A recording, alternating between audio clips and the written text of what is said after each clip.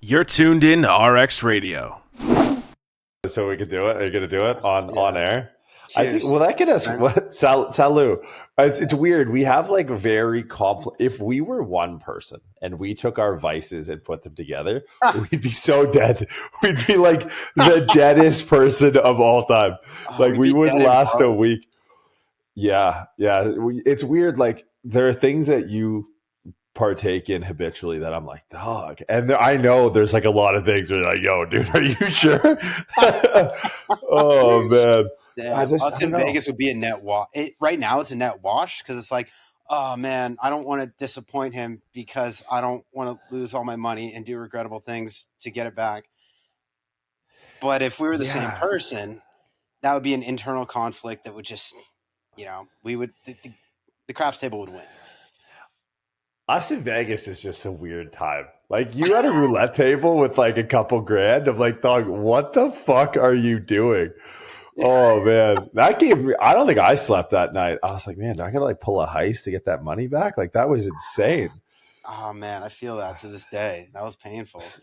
Scared money don't make no money though. That's right.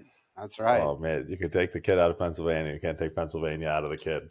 Nah, man. I really think they missed out on that opportunity of that croc attachment for the Zin tins. Oh, and calling it a Zin sole. I thought that was like, dog. I'm no marketing expert.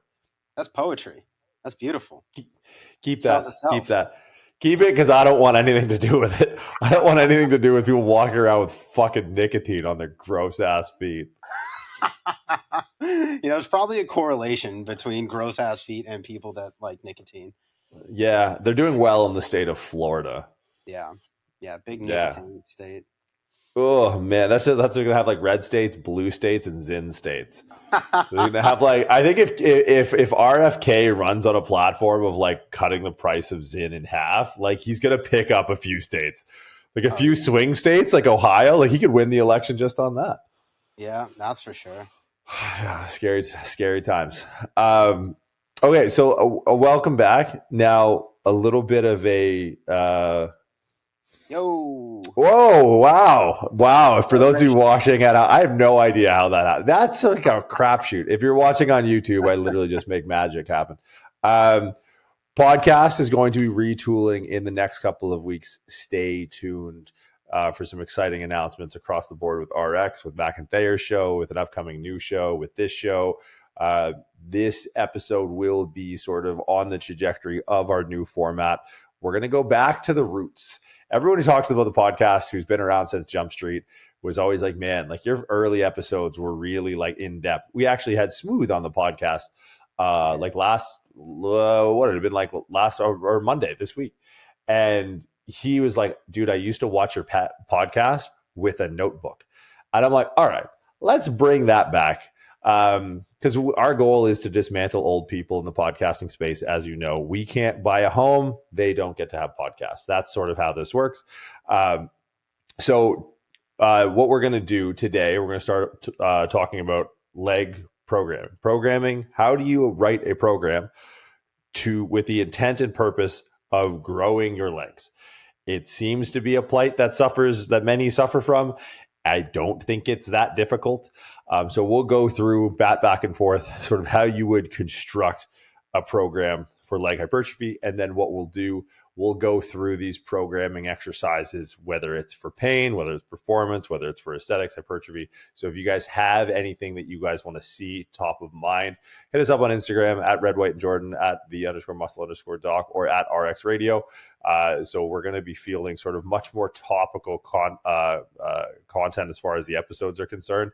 So if you guys are looking for something that you really want to deep dive in, we're going back in.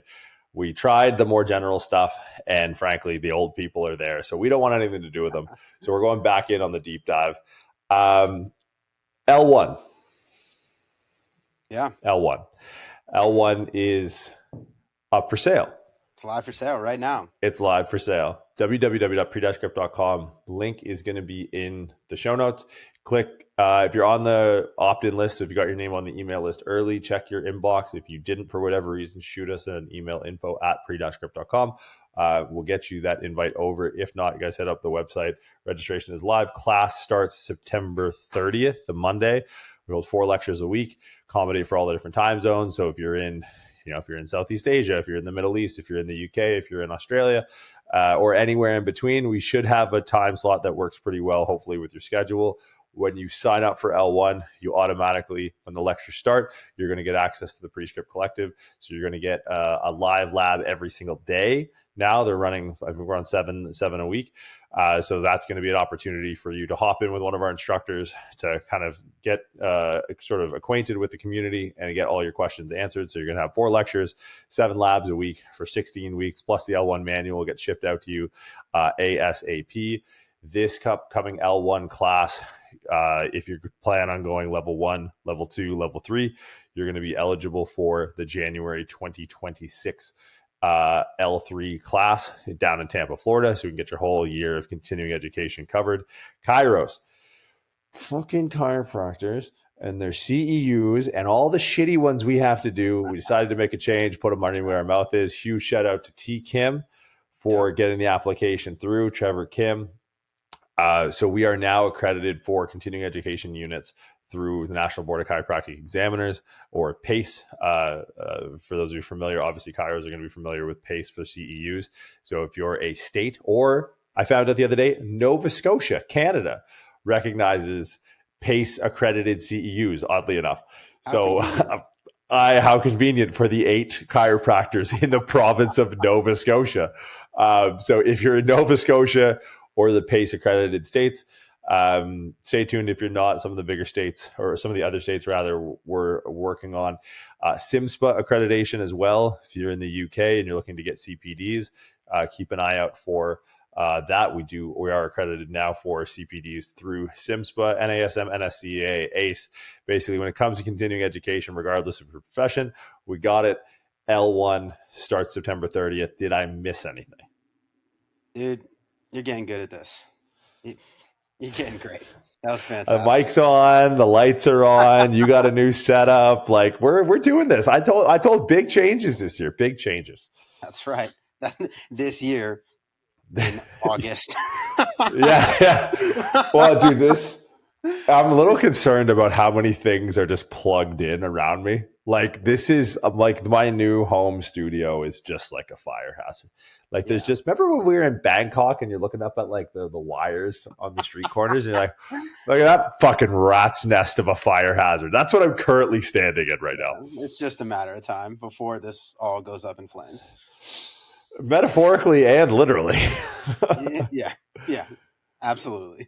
Okay, let's dive into the brass tacks. I can't count how many times I get asked about leg hypertrophy. And it's funny because it always seems to me as if people think that muscle groups have, like, whether it's calves, whether it's core, whether it's legs, whether it's arms, that there's an individual principle that exists unique to a particular muscle group that's sort of like the key that turns the lock when it comes to hypertrophy. And that's like, I think one of the first things that I need people to dispense with when I'm trying to like give them advice on how to like grow their legs is, okay, you kind of need to dispense with the notion that there's something specific to the legs themselves. A lot of like bro science kind of gets past, like, well, like, you're on your feet all day, so like you really need to shock them because they're always used to working. It's like, yeah, probably best start with like a blank slate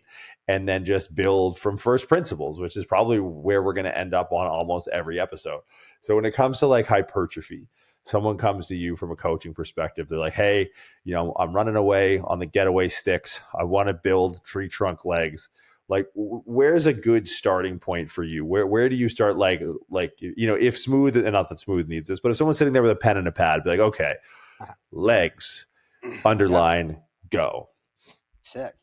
Yeah, I love it. And this is a good time for me to speak on this because this is something that I'm like actively involved in right now. Since like November of last year, I kind of switched gears from just Olympic lifting to like, all right, I'm going to do general strength training, but if I want to get stronger, I need to put on muscle. So it's been, I don't know, 9 months now that I've been just trying to put on muscle tissue. And legs is a big part of that because I don't really give a shit about anything besides how much I can squat. So a big part of this pursuit has been putting muscle on my lower body. And the number one thing, nothing else matters past this or until you get this in line, is you got to eat. Like your diet has to support building new tissue, right? It doesn't matter if you're training hard if you don't have the fundamental building blocks to lay down new muscle, because essentially what you're doing when you're training is you're breaking down muscle, is you're creating damage to muscle, you're creating an inflammatory response that your body now it's calling attention to that area that we need to repair. We need to build this area. We need to adapt to accommodate facilitating more force through this tissue. And you cannot do that if you don't have the literal building blocks, the amino acids, to be able to build new tissue in that area. So that's the number one thing that I cannot stress enough. If you're looking to build new muscle, you need to be eating in a surplus. And you need to be like, there's like lean bulk, clean bulk, dirty bulk. It's all fucking dumb to me. Like if your goal is performance, if you're trying to put on muscle, putting on fat does nothing for you. Like if you're listening to this podcast right now, eat like a responsible fucking adult. Like we at this point in your career, you should understand how macronutrients work. Eat enough protein, eat a surplus of protein, eat a surplus of carbs, control the fat. Like not all calories are going to turn into muscle. You're not going to get stronger if you just get fatter. So understand that you need to be in a surplus, but new fat tissue isn't going to make you stronger. You need to be converting those calories into muscle. That's literally what we're trying to do when we say hypertrophy. So the number one thing that you need to understand if you're trying to build new muscle is eat like a fucking responsible adult and eat in a surplus. Because there's literally physiologically no way that you can do this unless you're eating enough food. So that's like baseline. Like it's not even worth talking about anything else until we get that point across. Like right now I'm eating over 4,000 calories a day, and I'm full every single day from the second I wake up until the second I wake up again. I wake up in the middle of the night, I'm like, fuck, I don't even want to think about food. But you're not going to put on tissue unless you're willing to be uncomfortable in a way. Just like if you want to get lean, you're not going to lose fat tissue unless you're willing to be uncomfortable by literally starving yourself, by eating in a deficit. So I think that's the number one thing, that before we even talk about training or programming around this, people need to understand that they need to accept that, and they need to be willing to not just make themselves uncomfortable in the gym, but you need to make yourself uncomfortable just in your entire life so that you're eating enough food to support muscle growth. So Yeah, I think there's a flip side to that too, and it's like, because my thing is all about removing bottlenecks, like whether it's programming, whether it's training, or whether it's nutrition. I think a lot of times, and depending on where you're at in the spectrum, like some people who come to me and there's kind of like a bifurcation of my answer. One, like sometimes my answer in like a long-term setting is you need to be less fat first. Right. yeah. So it's like if we, the idea that, because I feel like you remember Dexter's Laboratory, that show as a kid? Yes, I do. And there's like, he opens up the locker and it's like, I don't know, a picture of like Einstein or whatever. And he's like, oh, I failed you or whatever. I don't remember who it was. And there's like meme templates that go around and it's like, they change the person who's inside the locker that he like worships. I feel like every time fucking Gypsy King wins a boxing match and he looks like someone's dad, there's like that, this is what peak performance looks like meme that goes around. And it's just like Dexter, like looking at him going, I failed you. It's like, okay. Like, don't make law from bad cases. If you're trying to put on muscle, you need to have an internal state of metabolism, let's say, to kind of keep it super general, even though metabolism is like potentially too vague a term to use. Whether it's like, I would say primarily like a hormone profile that supports the process that you just described, right? So a lot of times it seems a bit paradoxical when I'm talking to people who are like, oh, I want to put on muscle in my legs. It's like, okay, well, putting on muscle anywhere is probably going to start with you removing the bottleneck hormonally, because you're going to, when you have more body fat, you're going to have a trickier time producing the hormones that you need in like the ratios that you're going to need them and the absolute amounts that you're going to need them to make this conversion process an easier process for you. So it's like, there's always, we're going to run into like this multiplicity of forks in the road. And I think the first fork in the road of like, okay, majority of people are either skinny, which means, hey, you got to eat. And if you already think you're eating a lot, you go and need to eat more than that. Because if you're not big yet, you're not eating enough. That's just the way it is. And then there's the other side of the fence of like, oh, you want to put on muscle? It's like, okay, Tubby, like you got to scale back the actual calories first, get lean so you're in a state or in a metabolic environment that can actually promote muscle growth. So for me, in like sort of kind of taking the other side of the fence on that to contextualize. So when you're like, when the listeners are having this conversation, they don't just kind of take it and go, like, oh, this is the proclamation to someone who's like already fat. So I think it's a matter of, we see this a lot with like novice exercise. And it's like, well, should I do machines or should I do body weight movements or should I do barbells or whatever? It's like, well, it kind of depends. Like, what's your relationship with gravity? Are you strong already? Or are you like super weak? Are you stronger than the forces of gravity or weaker than the forces of gravity? So I think this is almost like an initial fork in the road that if you're having this conversation with someone, you need to look at them honestly and be like, yo, we can, figure out what a surplus looks like that's moderate, but we should probably actually go into a deficit first so that your body's in a position to more efficiently put on size. Yeah, I think it's a really good point. And it kind of lends to my next point, which is just creating a baseline, is understanding your starting point so that you can have objective markers that you're reaching your goal, right? So whether that is someone who's overweight or someone who's underweight, like get objective variables around that, take measurements, take pictures, step on the scale every morning, understand what you're eating even before you start to modify your diet, just so that you have objective markers of this is my baseline, this is where I'm starting at. And a good way to lend towards that in terms of the hormone profile, like you said, is get blood work done. Like a lot of times with this stuff, you will see a hormone profile change, and you can actually monitor that on blood panels every 3, 6, 8 months or so. So understanding that, okay, you need to get a baseline before we get a running start to go anywhere. So in terms of assessment, like get objective variables that you're going to consistently monitor, you're going to consistently track, and then that's going to be the indicator that you are moving towards or away from your goal. Yeah, I think moving into the training side, once you've got that, once you have the actual mechanism of hypertrophy sorted, right? Because it's like exercise selection kind of becomes, it's less of a consideration than people make it.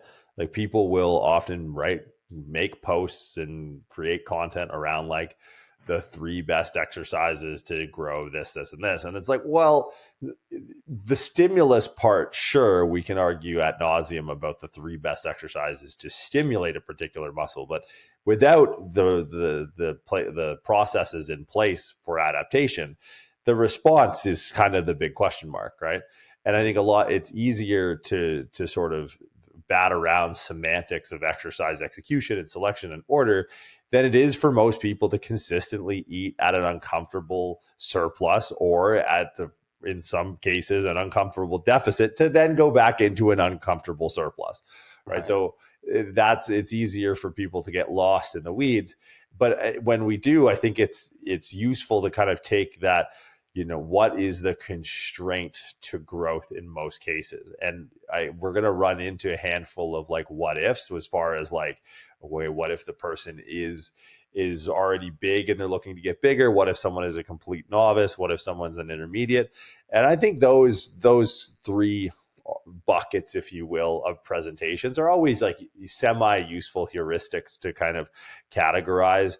I think starting with the novice, when we start to look at exercise selection, again, metabolism and nutrition equated for, is we need to understand long-term progressions, right? We need to understand that these processes of stimulus response and adaptation to yield a meaningful, visible response that someone's going to be like, oh, wow, like your legs are not small, that we're not looking at necessarily making decisions off of what's been shown best in an 8-week study, right? The minimal amount of muscle it's not clinically significant that comes out of these research studies is not going to be the thing. Look, it's not going to get you laid.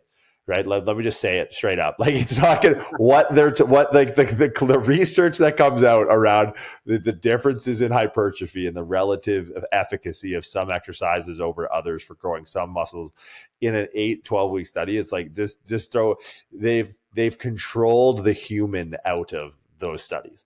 Right. And that's what it needs to do. That's part of the scientific method. But as like a coach, when you're looking to kind of impart this, you need to really set your sights on the long term. The first thing I think that's useful if we're, advising someone is going to be enjoyment. It's like going to be that's the biggest bottleneck in getting someone in the gym. Again, we're talking about the bucket of a novice client. So first time in the gym, they sort of wrote down on their little intake form or, typed it to you on your online form and said, hey, I want to get big legs, but I'm brand new to the gym.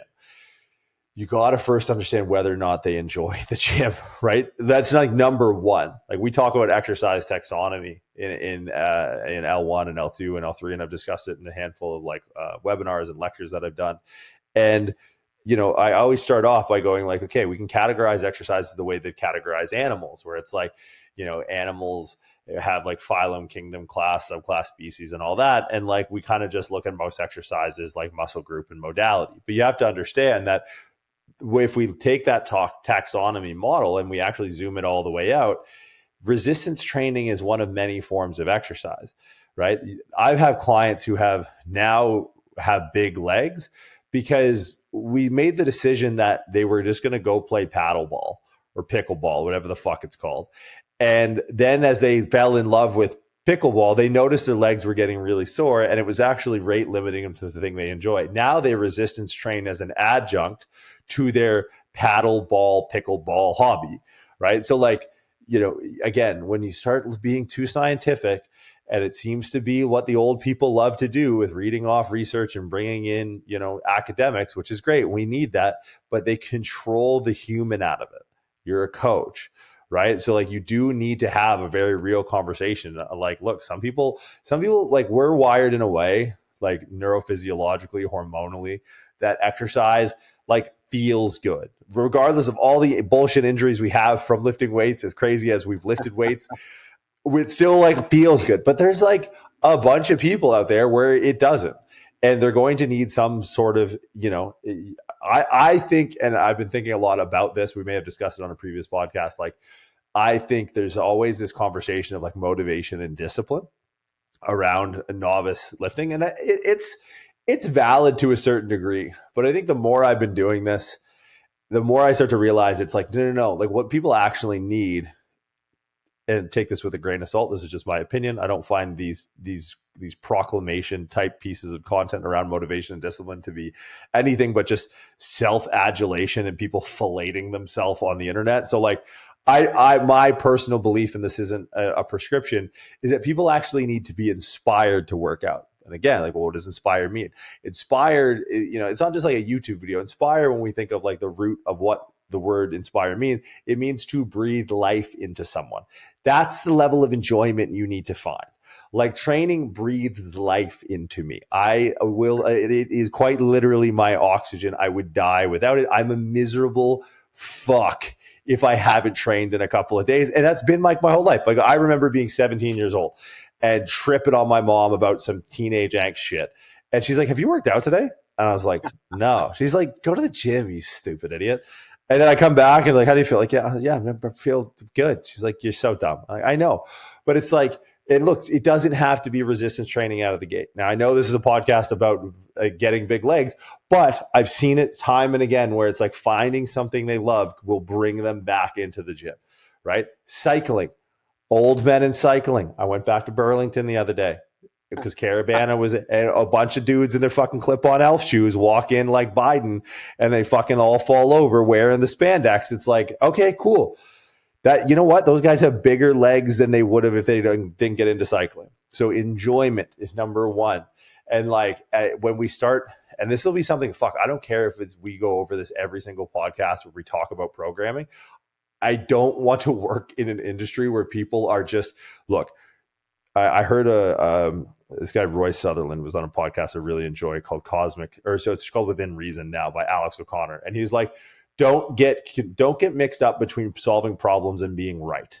Is sort of like the paraphrase. So it's like, we're trying to solve problems here. We're not trying to be right. And like the pseudo academic community of resistance training is so focused on being empirically right that they actually lose sight of the goal of solving the problem. So my first sort of, we've talked about nutrition. We've talked about like the bifurcation of like, the starting state. First, the importance of identifying that starting state and objectifying it, and two, understanding what side of the fence that objective state is on.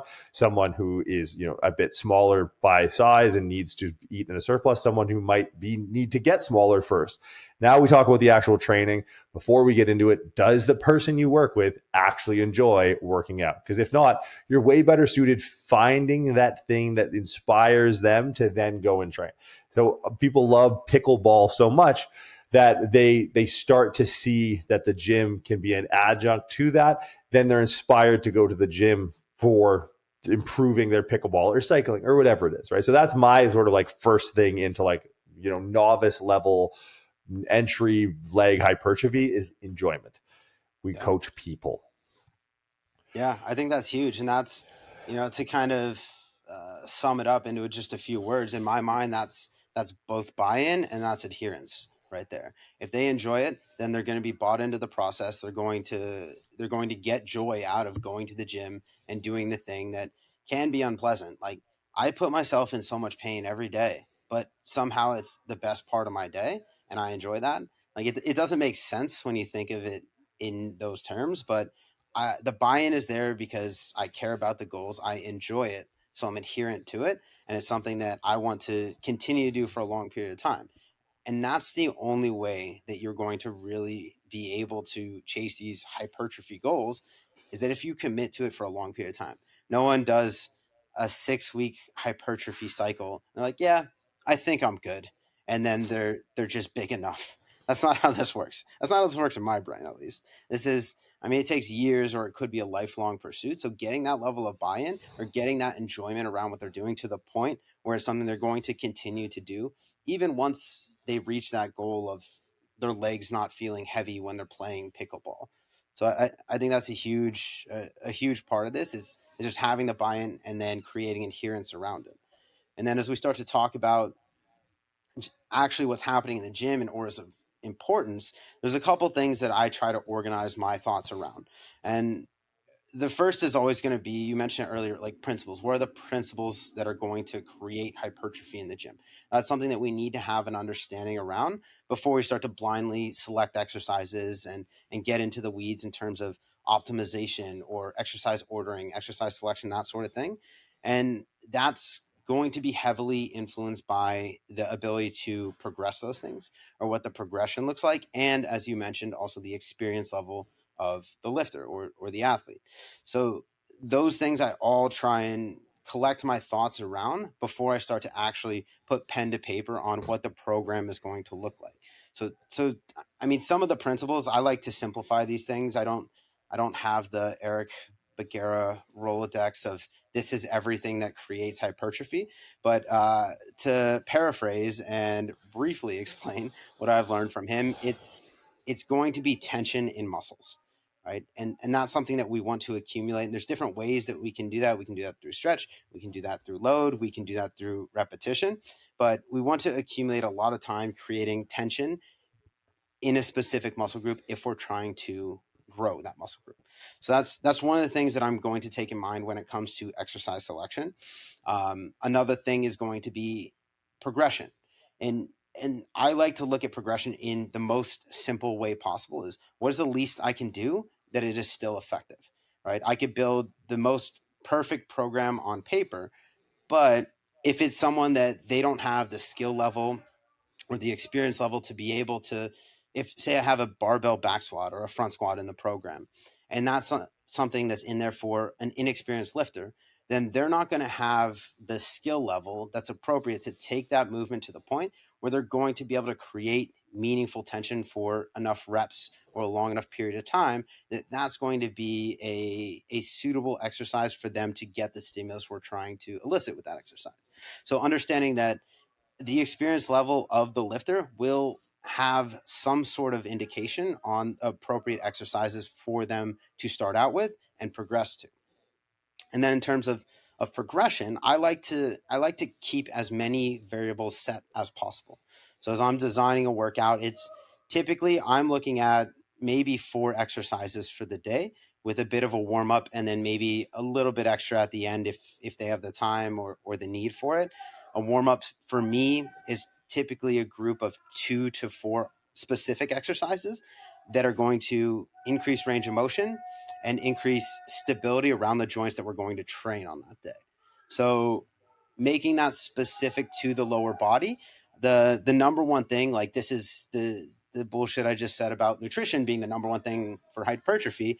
The number one thing for effective lower body training is being able to stabilize your pelvis so that you can, again, create effective tension across the muscles that you're trying to train. So I think that can get overlooked a lot, especially in the hypertrophy space, because you are afforded so much external stability in a lot of the modalities that people are going to choose to create tension across those muscle fibers. But there are the most effective movements. And when I say the most effective, in my mind, that's synonymous with the most loadable movements, are going to be something that requires a degree of pelvic stability.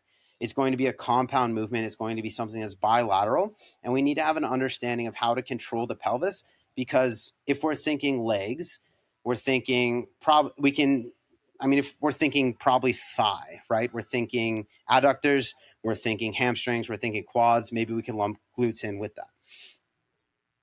All of those muscles attach on one side to the pelvis to some degree. So that's something that we need to understand, that if we're trying to create tension in this closed system, if we have movement on one side, then that's not going to be an effective way to create tension, right? So we need to have a solid anchor on one side, and we need to be moving intentionally at the other side.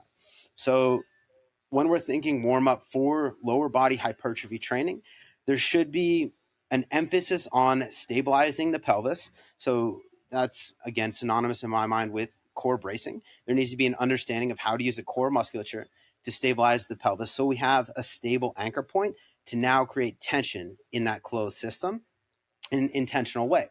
And then the second part to that is increasing range of motion to make sure that there's no limitation in the movements that we are going through, whether that's rotation at the hip, whether that's, it could be rotation at the tibia, it could be at the knee. Those needs can become a little bit more specific, but generally what we're looking, the places where most people will be limited would be hip extension and rotation to some degree. So I'm probably going to have 2 to 4 movements right at the beginning that are going to be dedicated towards increasing awareness around pelvic stability and increasing the capacity to move through flexion, extension, and rotation at the hip to a greater degree than when you walked into the gym. Then from there, the general template that I'm going to follow the majority of the time is I'm probably going to have 4 loading movements, and I'm going to start with something that is, I'm probably going to have 2 compound and 2 isolation movements. My compound movements are going to be something that is more more of a demand on function. So it's going to be probably something unilateral, probably something that's going to take that joint through a greater degree of rotation than what a bilateral exercise would. And then I'm going to follow that with something that's probably something that's less externally stabilized. And then I'm going to follow that with a compound movement that is probably bilateral, probably affording more external stability, and it's going to be something that's much more loadable. So even in that, the first movement is going to have kind of a glass ceiling in terms of loadability, because it's going to be through a greater range of motion.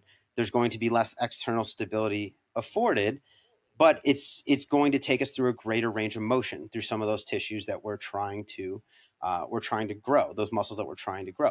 So, and then I'm going to follow that with, again, something that is externally stabilized and more loadable. So a very real depiction of that could be, I'm going to do a rear foot elevated split squat with a quad bias, and then I'm going to follow that with a hack squat on maybe a quad bias leg day, because I'm going to be able to take those split squats to a point of relative failure, but it's still not going to be enough or so much fatigue that I can't take my hack squat now to a meaningful point of failure.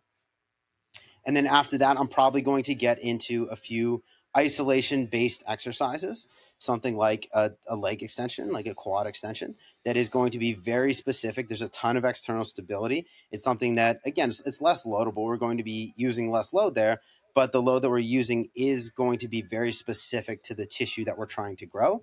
And then maybe something else on top of that to help with hip stability, or something that's going to add to the overall goal, whether it's like an adductor machine or a calf raise or something like that, that will help support better pelvic stability or better tibial rotation, so I can continue to be more effective in those more loadable movements ongoing in the program.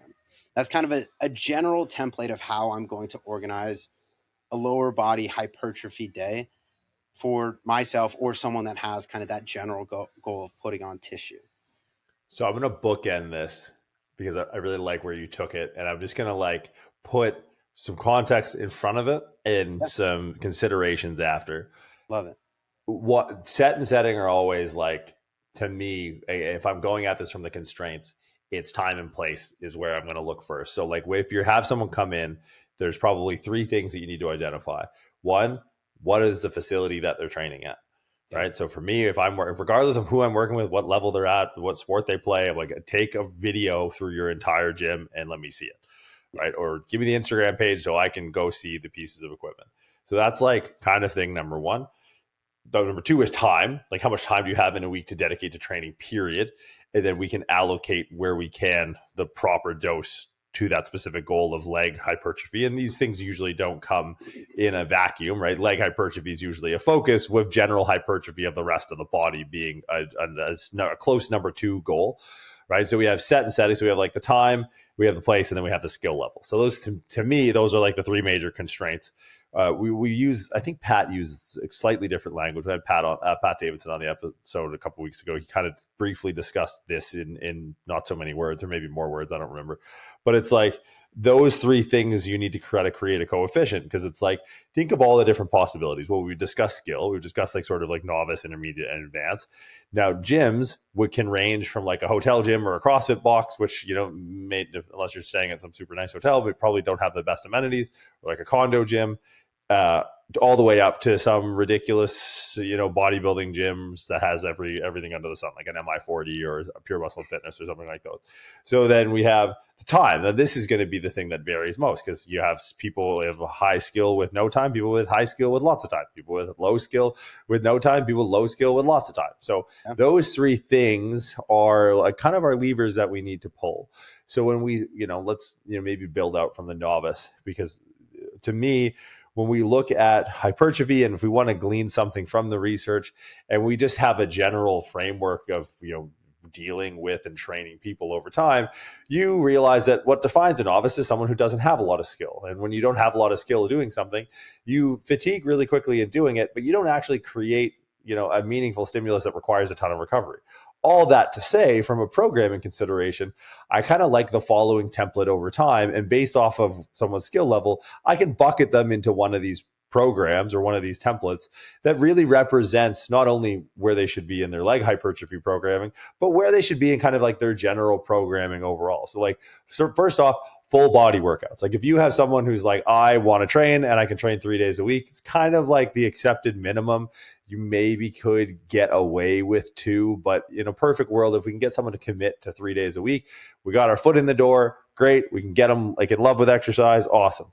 And those have to be full body, right? Like I've seen trainers in the wild, in their natural habitat, and I've observed them, like Jane Goodall, and I've seen them go through like a push-pull leg split on a client that trains 3 days a week. And it's like, well, dog, you're kind of missing it, homie. Like, you're not really getting the full effect. You're probably best hitting higher frequency through, or, higher overall volume through frequency, and putting them through full body all 3 times you see them.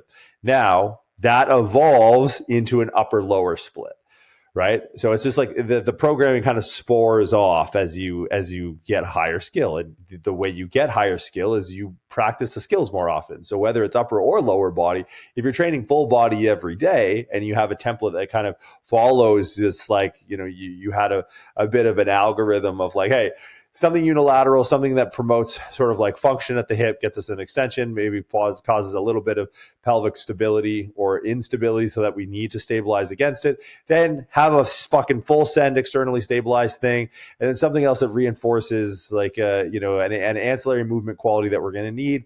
And also takes a tissue in isolation, a hamstring curl, an adductor, a calf raise, a quad extension. And like, that's your balanced breakfast, dog. That's the food plate. You got everything you need right there.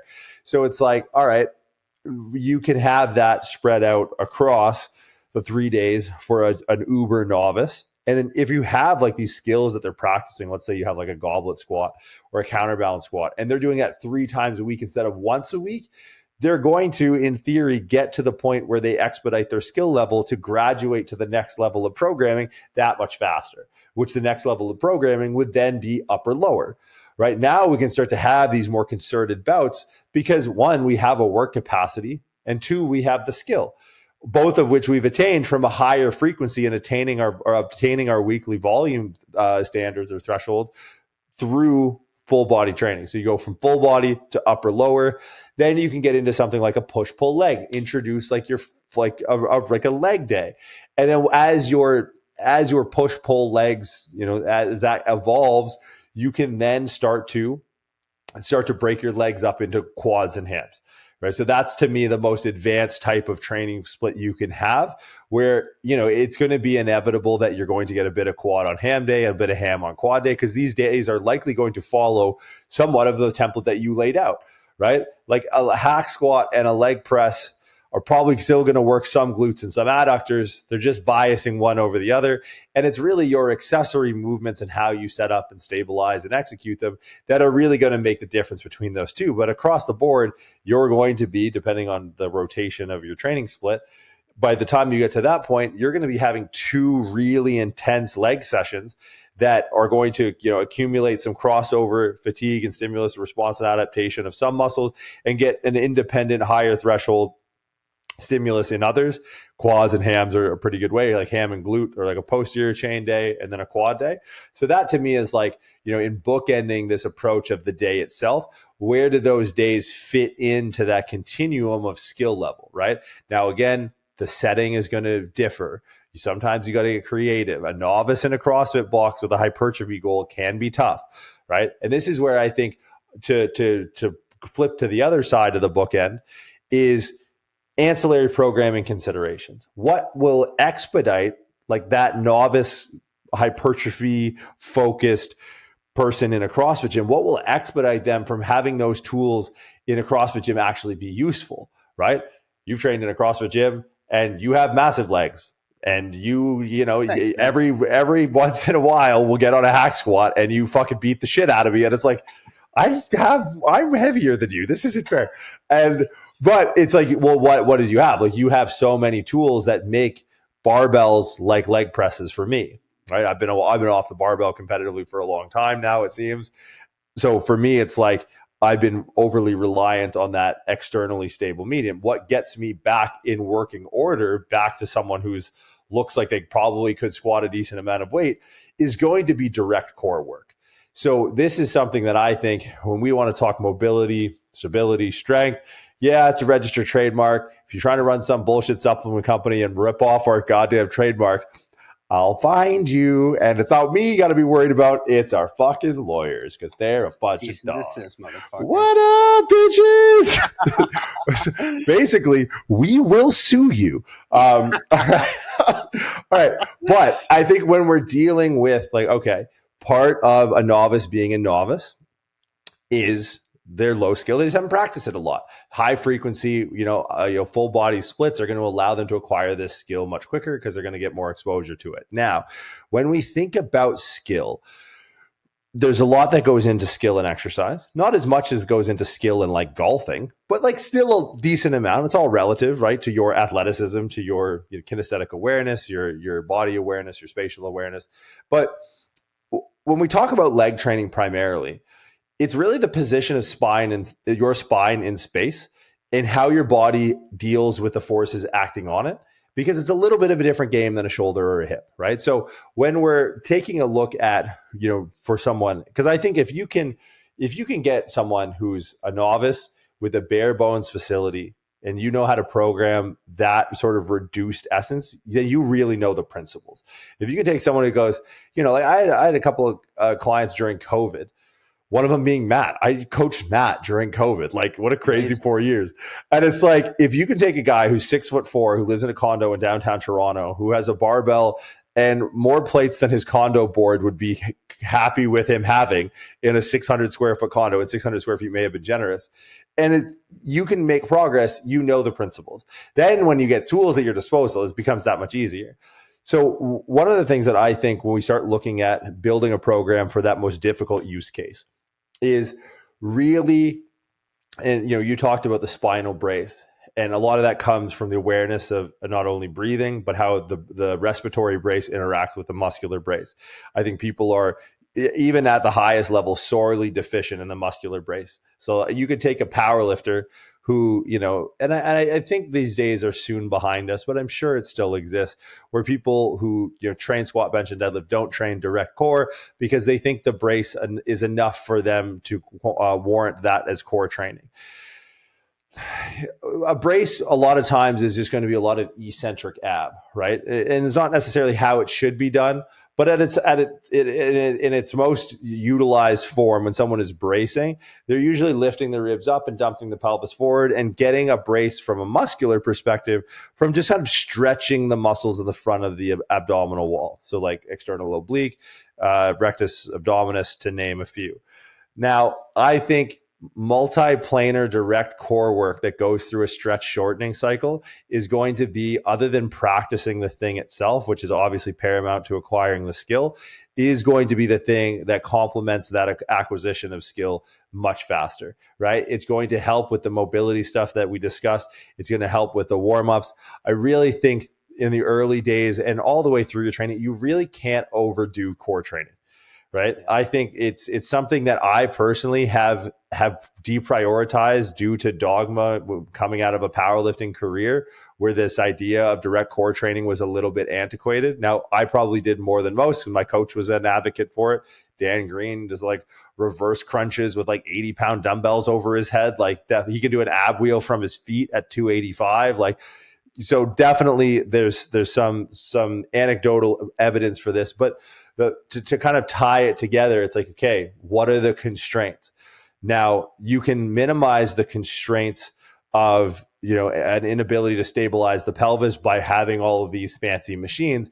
But even in those cases where we're working with bodybuilders who have access to all the equipment, or if in the UK, all of the kit, they still would benefit from having some internal pelvic stability and some dynamics between the rib cage and the pelvis, opening up a little bit of range of motion at the hip, giving them more access to internal rotation.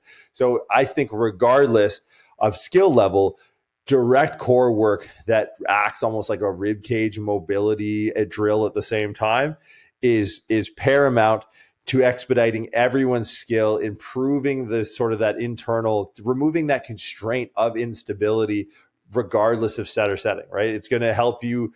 It's going to help you with a muscular brace on unilateral Bulgarian lunges. It's going to RDLs. Everything will be better if your core is stronger.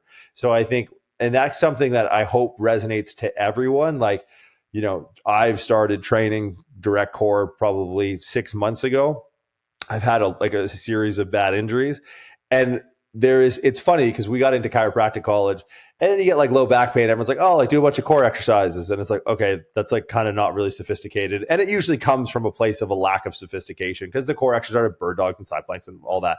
But like, I've been playing around with hanging knee raises and decline gar hammer raises and side bends with weights and all that. And it's like, my ankle pain, my knee pain, my hip pain, my low back pumps for no reason. All of those things have subsided with my ability, and my skills in my compound movements have continued to go up, and my weights in my, more supported compound movements, like my leg presses and so on, begin to go up. Because again, like, I remember having Dan Garner on the show, who's a nutritionist who does Sugar Sean O'Malley's nutrition in the UFC.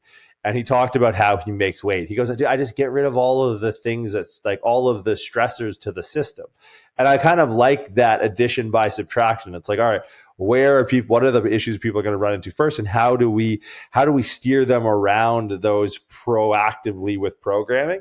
So for me, like kind of to bookend your training day, because like that in itself has a lot of principles. It's like, all right, well, let's set and setting, skill, setting and skill. Where are we at? We have a novice, intermediate, advanced in a poorly equipped, a decently equipped, or a very well equipped gym. How much time do they have in a week? 3, 4, 5 days, whatever.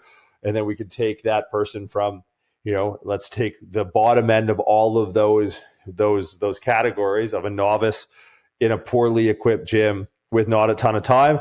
3 days a week, full body training. We're going to see some direct core work at the back end. We're going to see warm-ups, like you said, and we're going to see those unilateral movements to train function, the bilateral movements that are higher output and more loadable. We're going to practice some skills, and we're going to hit some accessory movements across those 3 days. And then we just progress that, across from full body to upper lower into, something of a conventional leg day. And then you can split those leg days up into hamstring, quad, glute, however you prefer. And then but the goal is, it's almost like you're laying down a bridge. It's like you're terraforming the next step for them with your accessory movements, with your warm-ups, with your core exercises, so that as we start to reclassify these movements that we're doing, we have the tools in place to make a back squat a higher output exercise, right? Like someone can grow really big legs if they have a really stable spine, and that mimics the stability that they would get from a leg press and then some, I think. Right. So that's sort of like how I would bookend the approach, is building out from that day. Take a look at the constraints of your client's ability to, what resources do they have, both, time, equipment, and skill. Those would be the 3 resources, and then start to plan accordingly. Fucking love it. Yeah. And just to build more importance on the core stuff, like if we're thinking lower body hypertrophy, basically all you need to know how to do is use a hip and a knee to do it. But you can't use a hip and a knee effectively until you can use your core effectively. So core bracing, or understanding how to use your core effectively in scenarios where you're using your hip and knee, you have to do it. There's no way around it. So understanding that before you get into any sort of optimal, or until you start putting any importance on exercise selection or order, it doesn't make any sense. So you need to start there before you go into those other things. But yeah, I think that's a perfect template for the way that people should progress around this. And then from there, I think the 2 things that you need to think about are progression and intensity. Right? They're going to be that's it. That's the sensation of being in the gym. That's what's going to make these movements effective, is if you're doing them to a meaningful intensity. So we'll define that. And if you're progressing them at a meaningful rate. So what that looks like to me is a meaningful intensity means we need to get to or near a point of muscular failure. Now, we'll break this into technical failure, or inability to coordinate the movement at a certain fatigue level, or muscular failure, or the inability to complete muscle contractions. So if we're failing too soon technically, that's not going to allow us to get to the point of muscle failure. So that's going to be the limiting factor in terms of training. We need to be effective and to create the stimulus that we're trying to create to get the adaptation of muscle growth. We need to reach a close proximity to muscular failure. So the exercise selection is incorrect if it doesn't allow us to get there. And that doesn't mean that every single exercise, every single set has to be to the point of failure, but our workout should be building to the point where by the time we move on from an exercise, it should be not, you should not be able to recreate that same level of effort or intensity, or create the same number of repetitions as what the previous set was. That's when it's time to move on.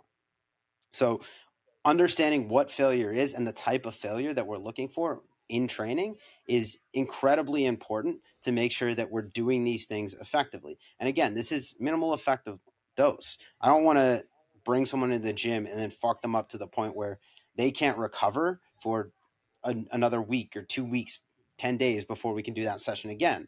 Like you're saying, is thinking about when's the next time this person's going to train this body part. We need to take that into consideration so that we can come up and we can touch failure, but we're not going to drive that so far that they're actually exposing themselves to injury, or they're going to diminish their capability to create a meaningful training stimulus in the next session.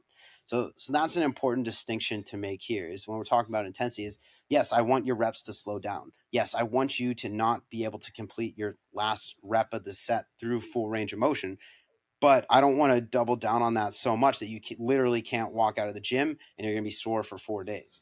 So being able to find that line of, we want to be hitting that threshold of failure, but we don't want to push it too much past that to the point where there's such a recovery deficit that we can't have meaningful training stimulus for, I don't know, a period of time that's actually going to be a detriment after that. And then aside from that, progression, right? Okay, yes, failure, we want to go hard, but what's an acceptable amount of hard? And I think that comes from the loadability of the exercises and the rep range and number of working sets that we're aiming for with these exercises. So if we're talking hypertrophy, somewhere in the 8 to 15 rep range is going to be a meaningful hypertrophy stimulus. And the way that I look at progressing through this is, again, a very general template that I'll use for myself or for others, is I'm probably going to aim for 3 working sets within that 8 to 15 rep range, and reaching a reasonable proximity of failure throughout each of those 3 sets, probably progressing that proximity. So getting closer to true muscular failure. Set 2 closer than set 1, set 3 closer than set 2. And then I'm going to move on. And over the amount of time that I have these specific exercises in, the progression is probably going to look something like, I'm starting out on the lower end of that rep range, maybe 8 to 12 reps, and I'm keeping the weight at which I'm working the same until I can work my way up to the higher end, or the higher volume within that rep range. So I'm going to work up from 8 to 10 reps to maybe 10 to 12 reps the next session, to maybe 12 to 15 the session after that. And once I'm completing the higher end of that rep range at that same weight over the course of 3, 4, 5, 6 weeks, then what I'm going to do is I'm going to increase load and I'm going to drop down and I'm going to knock myself down. There will be cases where I'll drop myself all the way down to, okay, I can only do 8 to 10 reps for all working sets here. Or I might kind of work my way back down in steps, is that I'm going to choose a weight that'll allow me to get 10 to 12 reps for the next. After I get up to 15, I can only get 10 to 12 reps for the next week. And the week after that, it's only 8 to 10. And then it's only 8. And I'm starting to get 8 the week after that. So that stretches out that progression. So there's not a very small demand for change in terms of exercise selection or order, but I'm still getting a progressive stimulus over the course of 6, 10, 12 weeks with that same split that I'm training. And then I'll progress that through all of my movements, maybe at a different rate. Maybe first I work on my function-based movement as I try and progress that as hard as I can, and I try and hold relatively steady with my compound. And then maybe after that, then I'll keep that consistent and I'll try and progress the compound. So there's a lot of ways, and I think, I don't know, a word I've heard tossed around is like micro progression, but to me it's just progression. Is that we're not going to, the bigger steps that we take in terms of progression, it just limits the time that we could spend doing those things. When in reality, I want to spend as much time getting as much out of these movements as I can. So the smaller the progressions are, the more consistent they are, then the more consistent progress we're going to create. So if you can understand rate of progression and proximity to failure, and you can apply those in a meaningful way, that's going to be the thing that's more important than specific exercises or exercise order, for you to be able to control the stimulus that you're getting in each session. It's funny to watch people trip themselves up in a bit of a logic trap, because you said 8 to 15, which I think is a perfect real world dose of exercise. Because like there's going to be someone with a clipboard and small arms that goes, well, technically it's 1 to 30. It's like, dog, if I tell someone, well, it's like, I have an hour with someone. Right. What do you guys do? 2 sets of 30, especially if you're doing like a Bulgarian. So you're doing 60 reps per, like, get the fuck out of here. Because it's like, one is also untenable in a lot of cases. Like, I was posed the question the other day with strength and hypertrophy. It's like, I will die on the hill that hypertrophy is a byproduct of progressive overstimulus. Now, that being said, There's also pretty good research to talk about maintenance. And we talk about like this rule of thirds. This has been like well documented since like, I don't know, 20 years I've been around, if not longer. And it's like, you know, if we were to just want to maintain muscle mass, we would have to do like a third of the volume that we have to do. So let me just like pose a mental, I have like the Charlie Day hands going on right now because I want to propose a mental exercise. Progress is not linear. Right. And we know this. If you've like lived in the world as a person, like you just know that. But what people tend to forget is like, okay, on one side of the spectrum, there's this like underloading principle of maintenance of strength and muscle tissue that says you're kind of good if you hit a third of the volume of the weight that you hit. And then there's this other end of the research spectrum of like the interpretation of the research spectrum is that you need to progressively overload every single session to make progress. It's like, hold on, quick question for the note, just the representative from the state of logic here. Wouldn't doing, so let's say we do 100 pounds on a thing. We go in and we're like, wow, we did 3 sets of 8 reps of 100 pounds. And we do that on a Monday. And it's the first time we've done 100 pounds on a thing. I don't understand people's inability, and maybe I'm missing something, which like, hey, fair play. But like, if I go back on a Wednesday and I do 3 by 8 of 100 pounds of the thing again, I have now in the short order of 72 hours done 6 of the 100-pound things. I don't understand, like, because training is so stupidly slow behind nutrition. I feel like very smart people get into nutrition, and there's a lot of back and forth. There's a lot of infighting. Very stupid people get into it, and then they accelerate faster because of this conflict. Because like you could argue that like, look, calories per day, net calories per week. If we zoom this thing out, you know, if like it affords me an ability to, if I'm trying to cut, I can like eat more on one meal. Like, okay, I'm gonna like scale this back. That had a lot of fat in it. I'm not gonna eat this. But like in training, people get so like by the book, and they have to like be, and the things they sacrifice to beat the book is amazing to me. But it's like, wait, isn't it still progress if you do the same thing, but it's more cumulative load than you've done ever in your life because you've done that thing now for another 3 times of the 8 by 100? Doesn't that still count? Like, the threshold for under training is a third of the volume, right? We know that. That's like very well established. And everyone can try it. Like if you go on a vacation and you like, oh, I feel pretty good. Like I worked out like 3 times and they had the hotel gym, and I come back and it's like, yeah, I'm still in shape. But like, no one has reconciled that gap. And people are just, they fight themselves like the Capulets and the Montagues. And it's like, I'm missing, I have to, someone please DM me if I'm missing something. Like there's a cumulative stress. Like there are often days where I'll go in and I'll run the pretty much the exact same session, like to a T with volume, but it's not, because it's a complete increase of unit work of that entire session that my body has not accumulated prior to that point. Am I talking bullshit? Like it feels to me like somewhere between that rule of thirds of volume and maintaining and the people who are just like putting like the war paint on and trying to like beat the logbook, there's like a logic of like, hey, if you run the same thing with the same intensity, you've just accumulated more of that on your body over, like, especially within a week's worth of training. And to me, that's been one of my best catalysts, you know, in like I've had unique training environments, let's say maybe more unique than some in the last like 4 or 5 years, and have still maintained like, I don't know, a decent level of size by my standard and a decent level of strength by my standard with a few fluctuations. But like, it's because I've adopted the fact that if I do the same session twice, I have that cumulative fatigue that I'd never had, because the baseline of what I actually need to maintain is a third. But I didn't do a third. I did 100% of what I did before. I just didn't do 101. So my brain logically, or maybe illogically, I don't know, tell me if I'm missing something, goes, that is a tremendous placeholder for progress, right? So people try and go in and try and kill themselves. It's like, look, sometimes the goal is just the same thing, but again, because the again is a whole unit of progress that you have not done before. Am I nuts?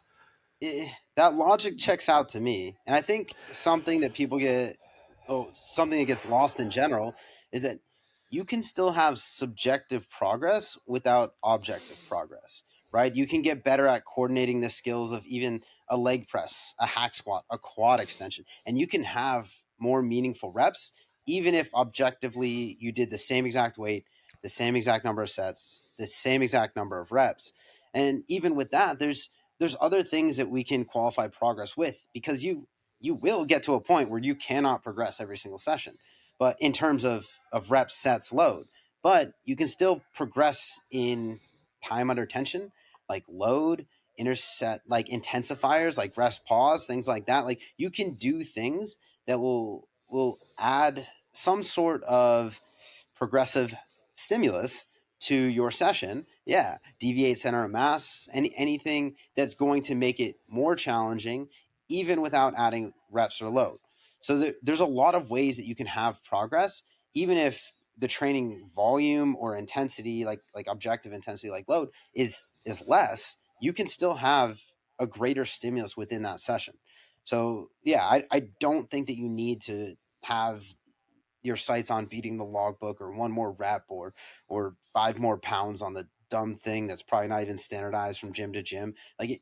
That stuff doesn't fucking matter. What matters to me is essentially subjective effort, right? Like RPE training that's it for me. If you can get to a place where you can, in a meaningful way, qualify subjective effort, and you can put that in the same exact place every single session, you will see objective progress over time, even if from session to session, week to week, even month to month, sometimes you don't see that same progress.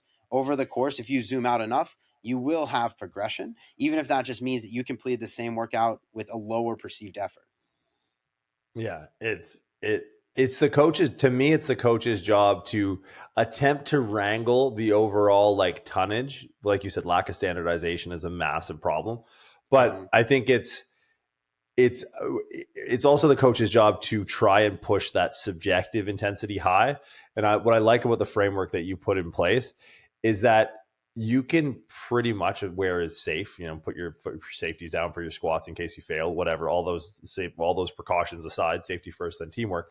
All of those things allow for you to send it on every exercise, but the constraint of the exercise itself is the constraint to loadability that stops that from being even a conversation. Like if you're programming hack squat, leg press, pendulum squat, SSB. So what I'm naming is all of the heavy bilateral externally stabilized lower body movements.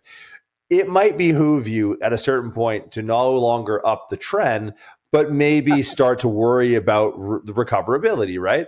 Both inter and intra set recoverability of like, look, between workouts, between sets, I just can't recover from this much overall tonnage. It's like, well, I still like the idea, especially for a novice, for starting to put them in positions where they get a taste of what that, you get like a bit of blood in the back of your mouth or whatever the fuck, like, oh wow, like that's what training intensity is. It's like you want that subjective experience in every exercise. It's your job as sort of like the puppet master to just pick the exercises that complement each other well from an overall tonnage perspective. It kind of turns into this like little Sudoku puzzle where like you have the little squares that got to add up to whatever the fuck, and the lines got to add up to whatever the fuck, and then all the squares got to add up to whatever the fuck. And it's kind of like training. It has to be orchestrated. It has to be balanced, all the different moving parts. And pulling the string of exercise selection, I think in the early stages to give them some exposure to what instability feels like, to have that constraint of like, hey, look, this technical failure, we could almost chalk it up as like a muscular failure of like a stabilizer or a synergist that isn't really up to snuff. We could maybe use that to put in our accessory movement, but we need that as a placeholder so you can recover during this exercise that's not going to be as taxing as like the quad extension or the leg press. Right. So it's as you progress and you progress in skill and more things become higher threshold and high output, your habits might improve, your sleep, your diet, your nutrition, your hydration, all of that. But at a certain point, your recovery can only improve so much as far as it needs to. But your output, you might still be trying to push it. The constraint of exercise selection becomes sort of that lever that trainers have to pull. And I would say that's something that if you want to talk like roadmaps or like mile markers for intermediate or novice to intermediate to advanced, it's understanding how to fluctuate. Like, hey, look, I need to keep subjective intensity high, but I need to constrain load by the external environment of the movement so that every single set they feel like, a Bulgarian, if you do it properly, can feel like that experience of a heavy set of leg press, but you're only holding 70 pounds rather than 700 pounds. So, that to me becomes that's the toggle switch. That's where a lot of the magic happens. Like, we talk about biomechanics and, you alluded a lot in the conversation to sort of conventional applications of biomechanics and maybe people who zoom in a little bit too much on, like the quad or the hamstring. It's like, look, really just we want the thigh to get bigger, right? And it's like muscular mechanics is only one part of biomechanics, right? Joint mechanics, you talked about the importance of the position of the pelvis, the amount of rotation at the hip, the amount of rotation of the tibia. We could go into the foot and lumbar spine, even sort of some unique articulations at the knee and fibula. So it's like there's muscle mechanics, sure, that's where everyone focuses, but it's like if you're focusing purely on muscular mechanics, you're fucking lost. You need to understand joint mechanics, right? You need to understand arthrokinematics. You need to understand like sliding, articulating surfaces and how they move. You need to understand somewhat of like the two-dimensional physics of moment arm and torque and all of that, which would then give rise to like understanding resistance profiles and strength curves. And then from there, you can understand like length tension relationships, but then you go to exercise selection and kind of have this high level master switch that you can start to flip on and off. So that's biomechanics, right?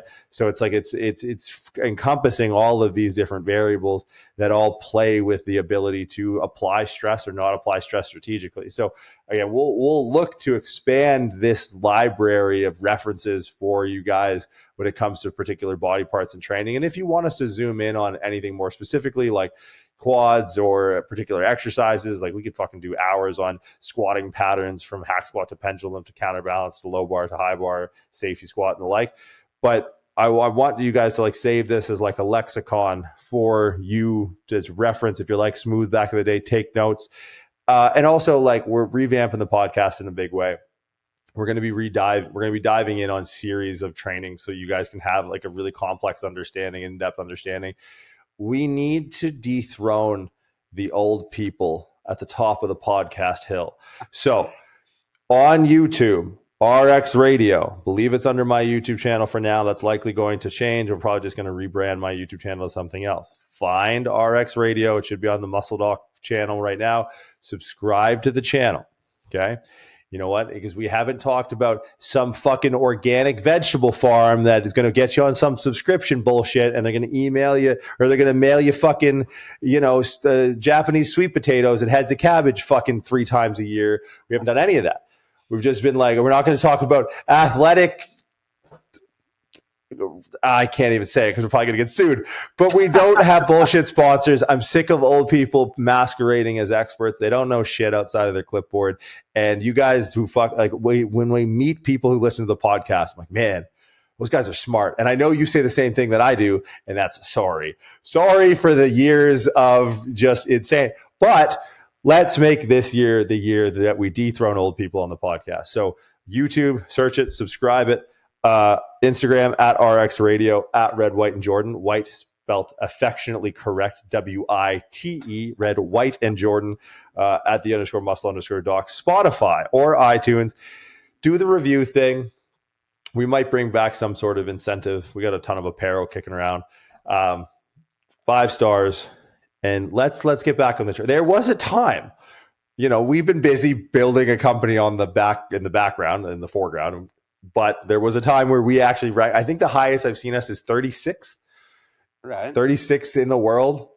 Not bad for 2 kids who just figured out how to record properly. I think this is our best yet. I think the mics are on. I think, okay, a new camera setup. I'm sitting amongst the fire hazard of lighting. But no, we appreciate the support over the years. A lot of fun stuff to come.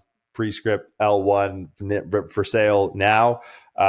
If you guys ever want us to cover anything, feel free to reach out. Did I miss anything? Are we good to wrap? I just got one more thing. It's burning my chest that I have to say. If you're trying to get big, don't be a bitch about it and make it hurt. I'm sorry, guys. Had to. It had to. We've read the research. The studies are in. Yeah, it's a meta-analysis. Jiunta et al., I believe. Jiunta et al. 2024. Yeah, the Journal of American Don't Be a Bitch. I read that. Yeah, it's peer reviewed. This has been good. It feels like it's back to the roots. Back to our roots. Let's go. I'm getting a fucking record. Getting an Adirondack chair, this bitch. We're going all the way back. No. If we ever, honestly, and I'm going to tell you this right now, if we ever, for whatever reason, get to a point where we record in your office again, I'm going to cry for the first 20 minutes of the episode.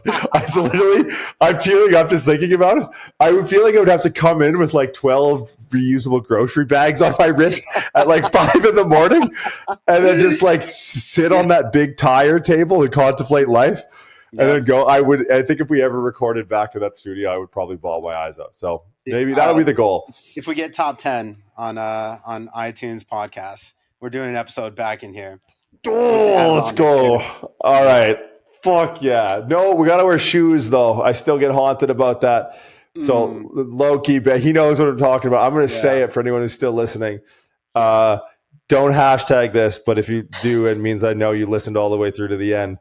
We did an episode, one of the early video episodes, actually, in your office, and we had our feet up on a table. I was wearing socks, you weren't, so somehow that makes you worse.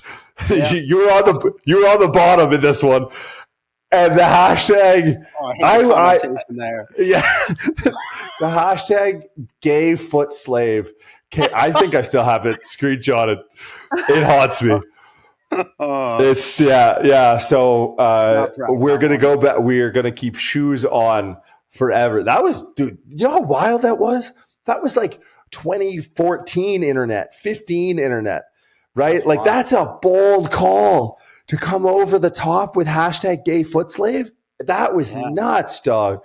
That guy's in prison right now. Wherever he's at, he's like, if that's what you were saying on the internet a decade ago.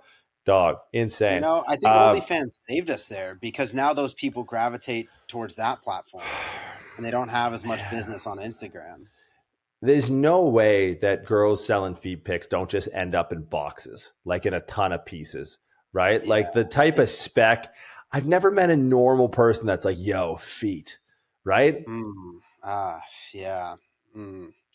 We'll pick that up next week. That'll be the start of our next episode. More foot content here at RX Radio. You know what? We could do I could do at least I could probably do 12 hours on the foot alone and it not be weird. I guess that's weird to be in the eye of the beholder, but yeah. So we'll leave it for the week. Thank you. So will the internet, apparently. All right, guys. Appreciate you hanging out. Remember, do all the things, review, Spotify, subscribe, YouTube, iTunes, all that stuff. We'll see you next week. We'll see you guys.